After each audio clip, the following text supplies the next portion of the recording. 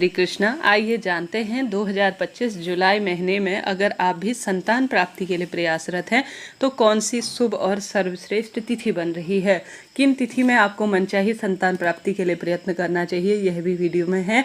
किन सावधानी का ध्यान रखते हैं तो गर्भ की स्थिरता बनी रहती है। जैसे कई बार होता है कि गर्भ गिर जाता है, पूर्ण रूप से स्थिरता नहीं होती। एक सुयोग्य संतान के लिए हमेशा शुभ श्रेष्ठ नक्षत्र स्थिर लग्न का चयन करना चाहिए। यह श्रेष्ठ और शुभ माना जाता है। ज्योतिष दृष्टिकोण से कहा जाए तो कुंडली में 5वां घर संतान प्राप्ति के लिए माना जाता है। इस बात का आप विशेष ध्यान रखिएगा कि कभी भी जब आपका उपवास हो, जैसे कि जुलाई महीना है, सावन का महीना है और इस महीने महादेव की निरंतर भक्ति की जाए तो उत्तम फलों की प्राप्ति होती है। तो अगर संतान प्राप्ति की दिक्कत है तो ज़्यादा से ज़्यादा इस महीने आप महादेव की भक्ति करें। पार्थिव शिवलिंग पूजा पति पत्नी साथ में करें। सावन सोमवार मंगला गौरी के व्रत उपवास इत्यादि करते हैं। बेलपत्र वृक्ष के पूजन, पौधे का सिंचन करते हैं तो निश्चित रूप से महादेव की पूजा करने से उत्तम संतान प्राप्ति होती ही है। आप जो है भगवान श्री कृष्ण ने स्वयं पार्थिव शिवलिंग पूजा अपनी संतान प्राप्ति के लिए की थी। पंडित जी के द्वारा आप अपने घर पर करवा सकते हैं, स्वयं से भी करते हैं तो लाभ तो आपको होना ही है। साथ के साथ आप सभी को कभी भी जिस दिन आपका व्रत उपवास हो, आपको उस दिन संतान प्राप्ति के लिए चयन नहीं करना चाहिए।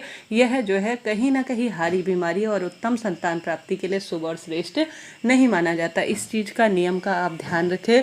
अमावस्या तिथि भी संतान प्राप्ति के लिए सही नहीं होती है।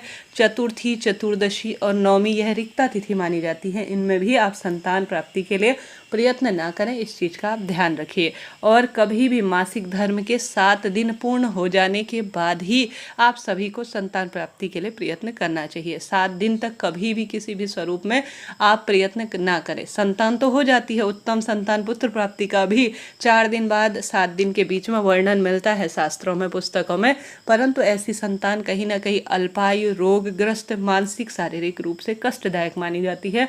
तो आप बड़ी अच्छी तरह से सोच समझकर अगर संतान प्राप्ति के लिए प्रयत्न करते हैं तो हमेशा परिणाम तो उत्तम मिलते ही हैं। आप अपनी राशि अनुसार, पति पत्नी की कुंडली अनुसार पुत्र प्राप्ति की डेट निकलवाना चाहते हैं तो ऊपर दिए गए नंबर पर आप सीधे पंडित जी से बात कर सकते हैं, रेमेडीज ले सकते हैं, उपाय वगैरह पूछ सकते हैं। साथ ही पुत्र प्राप्ति के साथ साथ आप सामान्य सरल तरीके से स्थिर लग्न, उत्तम समय इत्यादि का चयन करवा कर भी श्रेष्ठ जानकारी ले सकते हैं, परंतु ब्राह्मण दक्षिणा देकर ही कार्य किया जाएगा क्योंकि यह भारी मेहनत का काम है। अब जुलाई महीने में कौन कौन से शुभ दिन हो रहे हैं इसका भी आपको ध्यान रखना चाहिए। दोपहर के समय और ब्रह्म मुहूर्त करीब जो है 3:30-4 बजे से कभी भी संतान प्राप्ति के लिए आपको प्रयत्न नहीं करना चाहिए। इस चीज़ का ध्यान रहे। कोई हवन वगैरह आपने करवाया है, घर पर कोई विशेष पूजा हुई है, व्रत उपवास पति पत्नी दोनों में से किसी एक का है तो उस दिन तो आप त्याग कर ही दीजिए।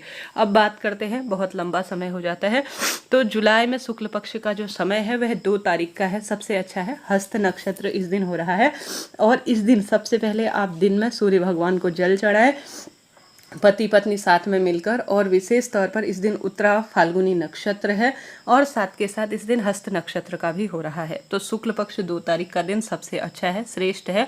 इस दिन आप कर सकते हैं संतान प्राप्ति के लिए प्रयास, क्योंकि रात्रि का जो समय है करीब करीब 11 बजे से 3 बजे तक का यह अति उत्तम है। इस समय को आप चुन सकते हैं।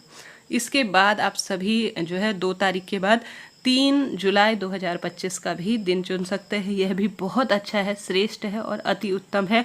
चित्रा नक्षत्र है 3 तारीख को और इस दिन अष्टमी का दिन है, दुर्गा अष्टमी का दिन है। तो 3 तारीख को आप सबसे पहले कोशिश करें, अगर संतान प्राप्ति की दिक्कत है, पुत्र प्राप्ति की इच्छा है तो 3 तारीख को आप, दुर्गा अष्टमी है, संतान प्राप्ति के लिए रात्रि में आप प्रयत्न करते हैं तो अति उत्तम है। दिन में आप सभी माँ दुर्गा भवानी की दुर्गा चालीसा, दुर्गा सप्तशती पाठ श्रवण करें, माता से प्रार्थना करें और साथ के साथ ज़्यादा से ज़्यादा आप सभी जो है माता दुर्गा के मंदिर में अपनी इच्छा अनुसार नारियल चढ़ा कर आए, सुहाग सामग्री इत्यादि चढ़ा कर आए। माता रानी है वह बहुत सुंदर परिणाम देती हैं। जिस चीज़ के लिए आप प्रयत्न करेंगे रात्रि को वही चीज़ आपको प्राप्त होगी। तो 3 जुलाई 2025 दिन गुरुवार के दिन आप रात्रि में जो है 10 बजे से लेकर करीब करीब 3 3 बजे तक आप प्रयत्न कर सकते हैं, बहुत अच्छा समय है। ठीक है जी, यह बात हो गई। इसके बाद जुलाई शुक्ल पक्ष में 6 जुलाई 2025 अनुराधा नक्षत्र है, बहुत अच्छा दिन है। अनुराधा नक्षत्र श्रेष्ठ है और इस दिन जो है आषाढ़ कृष्ण पक्ष की सुंदर तिथि है। विशाखा नक्षत्र भी इस दिन है, तो इस दिन का भी आप चुन सकते हैं चयन। साध्य जो है इसमें योग बन रहा है, जो कि बहुत श्रेष्ठ माना जाता है। तो इस दिन 6 जुलाई का भी आप चयन कर सकते हैं। ठीक है जी, समय आप सभी जो है 10 बजे से लेकर 3 बजे का समय चुन सकते हैं, तो 6 तारीख को भी आप चुन लीजिएगा, अति उत्तम इसे देखा जाएगा। इसके बाद जो 9 जुलाई का समय है वह भी काफ़ी अच्छा है। 9 जुलाई 2025 आप सभी इस दिन हालांकि इस दिन से शुरू हो जा रहे हैं, परंतु कोई दिक्कत की बात नहीं है। तो आप सभी 9 तारीख का चयन करें। 9 तारीख को पूर्वाषाढ़ा नक्षत्र है, बहुत अच्छा दिन है, समय है, बहुत अच्छे योग बन रहे हैं। रात्रि 11 बजे से लेकर 3 बजे तक का समय बहुत अच्छा और श्रेष्ठ है, तो इस दिन का भी आप चुनाव कर सकते हैं। ठीक है जी, यह बात हो गई।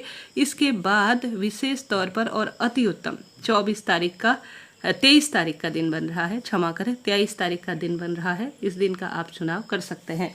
23 जुलाई 2025 को मासिक शिवरात्रि और शिवरात्रि का जो है जैसे यह बहुत अच्छा समय है। इस दिन आद्रा नक्षत्र है, जो कि महादेव का ही माना जाता है और बहुत अच्छा कुल मिलाकर 23 जुलाई का दिन है, तो इस दिन का भी आप चुनाव कर सकते हैं। 23 जुलाई 2025 की मैं बात कर रही हूँ। ठीक है, समय आप 10 बजे से लेकर करीब 3 बजे तक का चुन सकते हैं, यह भी बहुत अच्छा समय है। ठीक है जी, यह बात हो गई। इसके बाद 23 के बाद आप 25 जुलाई 2025 का दिन चुने। इस दिन अश्लेषा नक्षत्र है, सिद्ध योग है, श्रावण महीने के शुक्ल पक्षी का दिन रहेगा और इस दिन पुष्य नक्षत्र का भी संयोग बन रहा है। ठीक है जी, 25 जुलाई की मैं बात कर रही हूँ, इस दिन को भी आप नोट करते हुए चलिएगा। ठीक है, यह बात हो गई 25 तारीख की। इसके बाद जो दिन बन रहा है वह विशेष तौर पर 30 तारीख का भी बन रहा है। ठीक है, 30 तारीख को जो है बहुत सुंदर और श्रेष्ठ दिन है, हस्त नक्षत्र है, सिद्ध योग है। ठीक है, 30 तारीख को 11:03 से आप जो है 11 बजे से ही मान लीजिए, 11 बजे से 3 बजे तक का चयन कर सकते हैं। 31 तारीख को शीतला सप्तमी है, इस दिन भी बहुत अच्छा समय है, श्रावण माह के शुक्ल पक्ष का समय रहेगा और साध्य योग इस दिन हो रहा है और स्वाति नक्षत्र है, इस दिन आप चुन सकते हैं।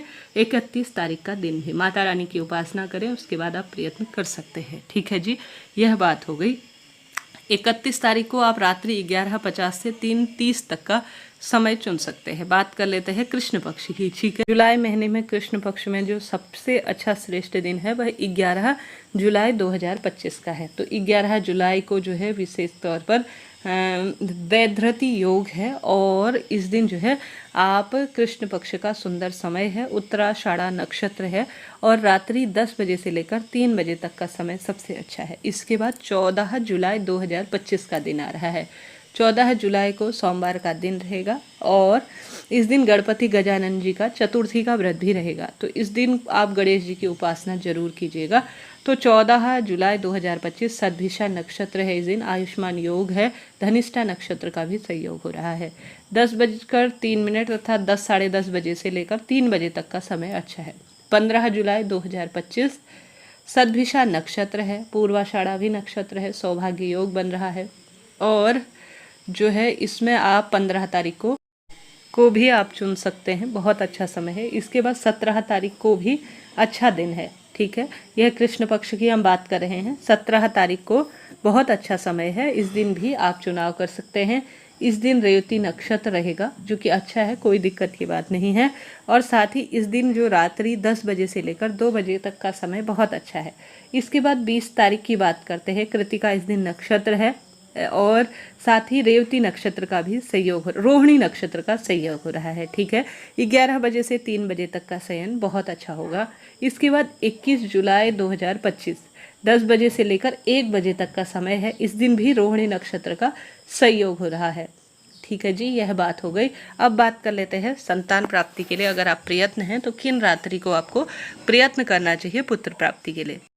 जैसे कि हमारे वेद शास्त्रों में कहा गया है कि मासिक धर्म के 7 दिन बाद हमें संतान के लिए प्रयत्न करना चाहिए। मान्यता है कि सम दिनों में गर्भ धारण करने से पुत्र की प्राप्ति होती है और विषम दिनों में गर्भ धारण से पुत्री की प्राप्ति होती है। गरुड़ पुराण में भी ऐसा वर्णित मिलता है कि पुत्र प्राप्ति के लिए महिला को मासिक धर्म समाप्त होने के 8वें दिन, 10वें दिन, 12वें दिन, 14वें दिन और 16वें दिन यानी सम दिनों में मिलन से पुत्र की प्राप्ति होती है। ठीक है जी। वही पुत्री प्राप्ति के लिए मासिक धर्म के विषम दिन जैसे 9वां दिन, 11वां दिन, 13वां दिन, 15वां दिन और 17वां दिन बताए गए हैं। इसके बाद 18वें दिन से संतान मिलन के लिए आप प्रयत्न करते हैं तो संभावना बहुत कम रह जाती है। ठीक है जी। यह संतान प्राप्ति की मैंने बहुत मेहनत करके जो तिथियां निकाली हैं उनके बारे में आपको बताया है। इसकी डिटेल और विशेष अपने लिए निकलवाने के लिए आप पंडित जी से सीधे ऊपर दिए गए नंबरों से बात कर सकते हैं।